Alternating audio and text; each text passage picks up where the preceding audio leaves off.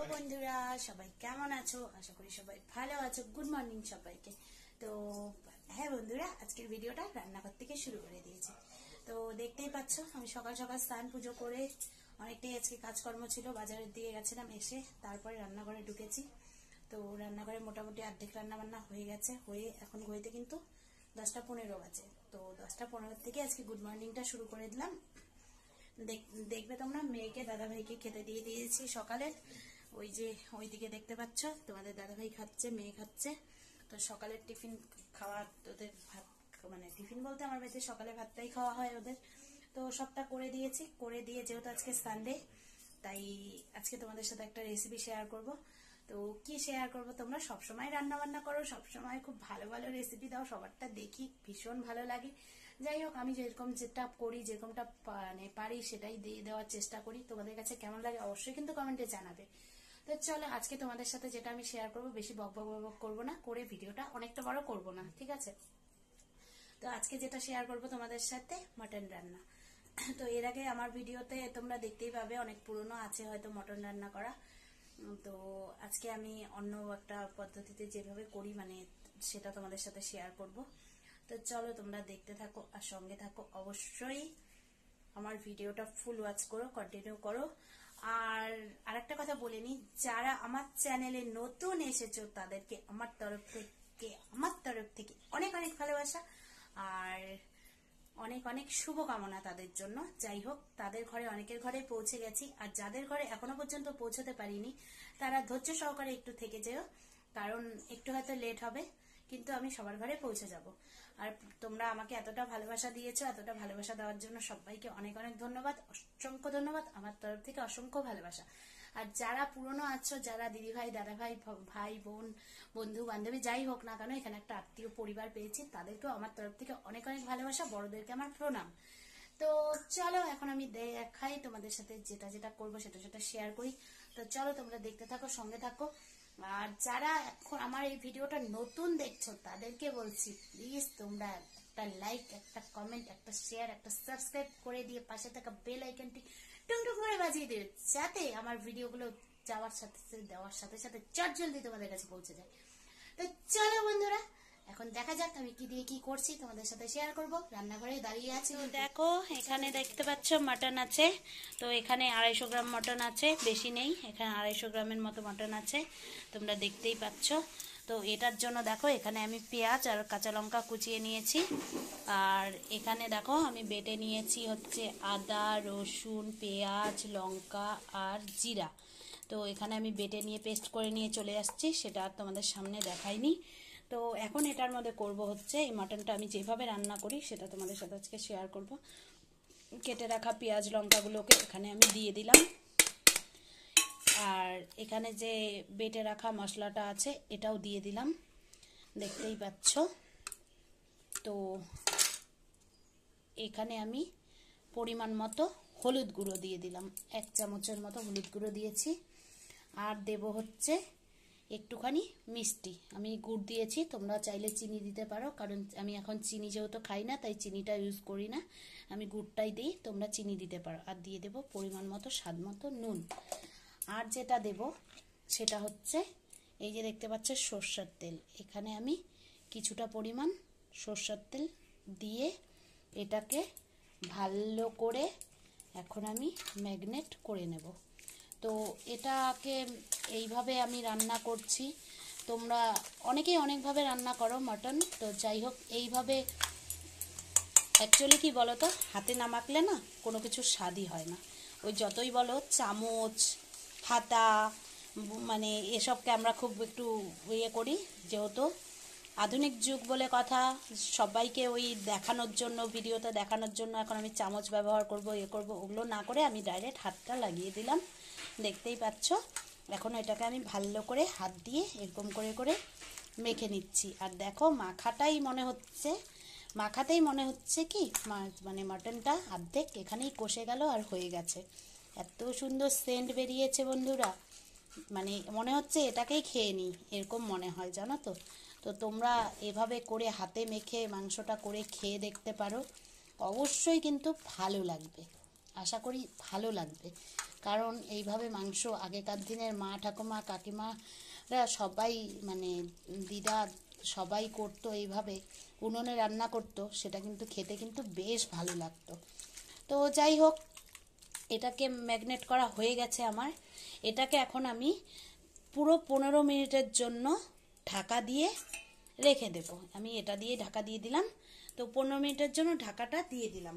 তো এখন আমি 15 মিনিট পর মাটনের জন্য যে আলুটা কাটা হয়নি, তো আলুটা কেটে নিয়ে পরে 15 মিনিট পর আসছি। ততক্ষণ তোমরা সঙ্গে থাকো, দেখতে থাকো। তো বন্ধুরা, প্রায় 15 থেকে 30 মিনিট পর আমি চলে এসেছি রান্নাঘরে। আর এই দেখো, কড়াই বসিয়ে দিয়েছি, গ্যাসও জ্বালিয়ে দিয়েছি। তো কড়াইটা একটু গরম হোক। আর এদিকে মেয়ে স্নানের গরম জল বসিয়ে দিয়েছি। আর দেখতে পাচ্ছ এখানে আলুগুলো কেটে নিয়েছি। তো যাই হোক, জলগুলো ফেলে দিই।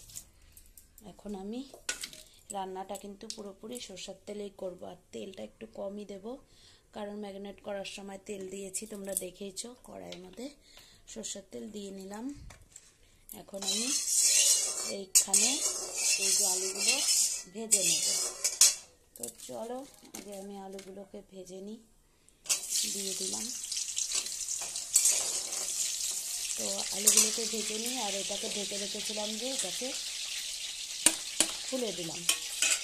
তো চলো, আলুগুলোকে ভেজে নিয়েছি। এখন আমি আলু ভেজে নামিয়ে নিয়ে কড়াইয়ের মধ্যে 2টো শুকনো লঙ্কা ফোড়নে দিয়ে দিয়েছি। আর কি দেবো ফোড়নে বলো তো? এগুলোকে পরে কি সরবরাহ। এই দেখো, আলুগুলোকে ভেজে নামিয়ে নিয়েছি। এখন আমি ওই তেলটার মধ্যে, কড়াইয়ের মধ্যে দেখো 2টো শুকনো লঙ্কা ফোড়নে দিয়ে শুকনো লঙ্কাটা কিন্তু ভালো করে লাল লাল কালো কালো করে ভেজে নিয়েছি।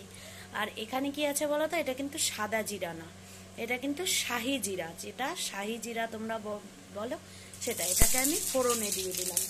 আর সঙ্গে দেব একটা তেজপাতা। তো শাহি জিরা দিয়ে মাংসটা রান্না করলে না, খেতে কিন্তু বেশ টেস্ট লাগে। আর এখানে রেখেছি দেখো জয়িত্রী, দেখতে পাচ্ছ? এই জয়িত্রীটাও আমি দিয়ে দিলাম। আর এবার আমি এই যে ম্যাগনেট করা মাংসটা, এটাকে আমি দিয়ে দেব।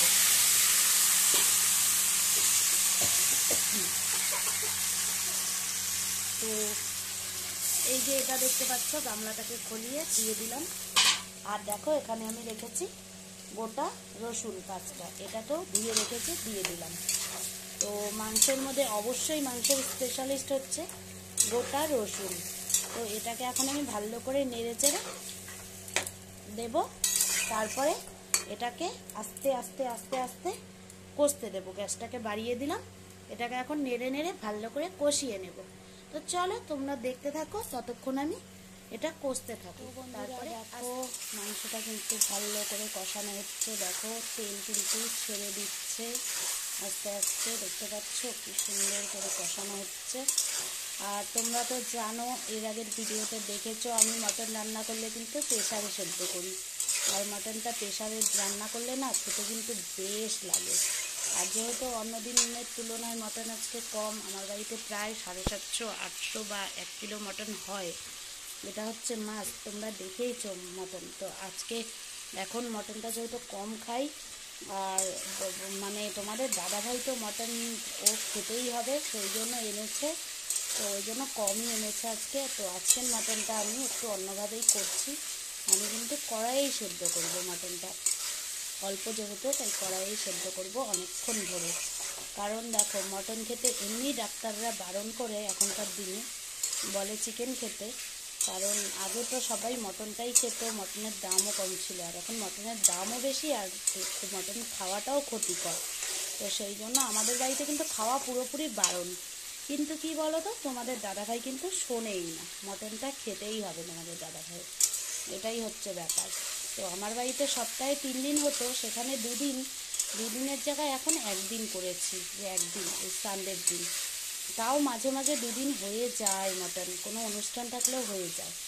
তো যাই হোক, দেখো মটনটা আমি তোমাদের সাথে গল্প করতে করতে কিন্তু মটনটা ভালো করে কষিয়ে নিচ্ছি। এখন এটার মধ্যে না আমি আলুগুলোকেও দিয়ে দিলাম। তো আলুগুলোকে দিয়ে একটু কষিয়ে নেব ভালো করে। তো যাই হোক, তোমাদের সাথে গল্প করতে করতে। আর আমার মটন রান্নাটা তোমাদের কাছে কেমন লাগছে অবশ্যই কমেন্টে জানাবে। আর দেখো মাটনের কালারটাও কি সুন্দর এসছে। আর তোমাদেরকে আগেই একটা কথা বলি, আমি কিন্তু লাল যে লঙ্কা, যে লঙ্কার গুঁড়ো, তারপর তোমাদের হচ্ছে শুকনো লঙ্কা, এসব কিন্তু আমি একদমই ইউজ করি না, খাইও না। আমি একমাত্র কাশ্মীরি লঙ্কার গুঁড়োটা একটু কালারের জন্য হঠাৎ ইউজ করি, তাও মানে কোনো অনুষ্ঠান হলে। তাছাড়া কিন্তু আমি লঙ্কার গুঁড়ো বলো, লাল টকটকা তরকারি বলো, সেগুলো আমি একদমই করি না। কারণ আমার বাড়িতে আমি কাঁচা লঙ্কার তরকারি খাওয়া হয়, কারণ কাঁচা লঙ্কা খাওয়া খুবই উপকারী। তো যাই হোক, এদিকে দেখো আমার কিন্তু গল্প করতে করতে মাটনটা পুরো কষানো কিন্তু হয়ে গেছে। এখন আমি মাটনটার মধ্যে একটুখানি আরেকটু কষানো হলে ঝোলটা দিয়ে দেবো। আর মাটনের ঝোলটা কিন্তু তোমরা তোমাদের পরিমাণ মতো দেবে। আমি আমার পরিমাণ মতো দেবো এই কারণে, আমি আজকে কড়াইয়ে সেদ্ধ করবো তো। আর মাটন সবসময় বাচ্চাদেরকে প্রেসারে সেদ্ধ করেই খাওয়ানোটা না ভালো, জানো তো। তো সেই জন্য আমি প্রেসারেই করি। তো আজকে যেহেতু কম, তাই আমাকে ভালো করে কড়াইয়ের মধ্যে বেশিক্ষণ ভরে সেদ্ধ করতে হবে। তো সেই জন্য দেখো এদিকে ভাজা ভাজা করে নিয়েছি, তেলও ছেড়ে দিয়েছে, সুন্দরভাবে কষে গেছে মাটনটা।